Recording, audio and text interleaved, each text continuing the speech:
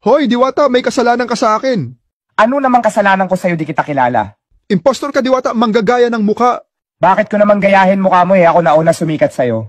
Yabang naman, ano ba narating mo, ba't ganyan ka sumagot? Malakas ang parisan ko at di ko yung pinagyayabang. Gusto mo ba ng pares? Pares ka diyan, ang yabang mo naman, gusto mo ng warrant of pares? Di ako natatakot kung arestuhin mo ako.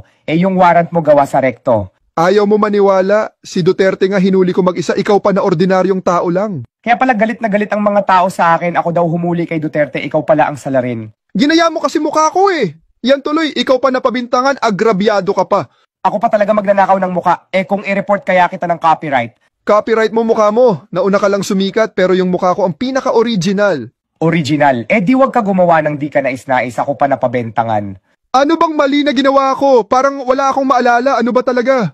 Maling-mali yung paghuli mo kay Duterte, wala kang warrant na pinakita. Ah, maka Duterte ka pala. Utos sa akin pag pro Duterte, hulihin agad. Di hulihin mo ako. Madadamay ka na rin kasi magkaparehas tayo ng mukha.